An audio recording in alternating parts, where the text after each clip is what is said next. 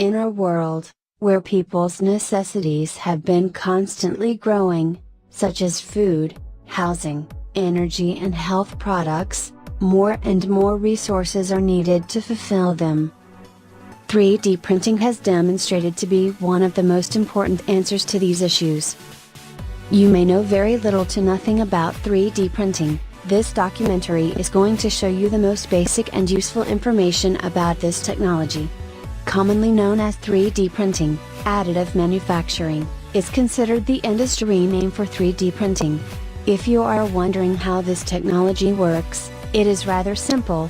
A machine, a 3D printer, melts plastic and then through an extruder, deposits this melted plastic on a very specific pattern, layer by layer.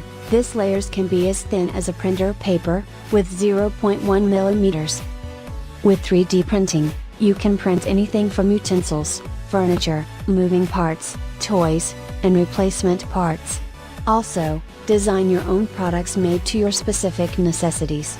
In order for people to create their own products and introduce them into the market, designers used to send prototypes to a faraway manufacturing company. This process used to be long and expensive. But now, with 3D printing, this process is easier and faster. Since material is only deposited where is needed, wasted material is reduced. No shipping or packing products are needed, since models are delivered electronically and printed at your desk, reducing time and cost. 3D printers are rather environmentally friendly machines, needing as much energy as a pair of modern laptops. Comparing two real market products, the MacroBot Replicator 2 needs as much energy as two MacBook Pros to run. Researchers are currently working into developing new ways to implement 3D printing, such as printing food, human organs, bones,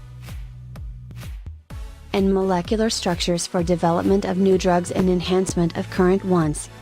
What this means, is that drugs can be developed up to 3 times faster than normal developing processes. Successful transplants of human parts have already taken place. One is a transplant of a 3D printed jaw. This process was taken place early this year. Another example of this is Kai Ba, who developed bronchus and trachea problems.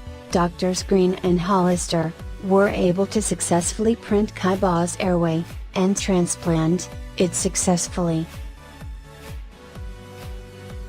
Now is your time to get hands-on with this information. We have showed you some of the applications of 3D printing and how they benefit you and how it will benefit others in the future. If you are a person who takes responsibility of the environment and you do want to make a difference in the world, 3D printing is a great alternative for you to create your own tools and objects, since no wasted materials are left after production.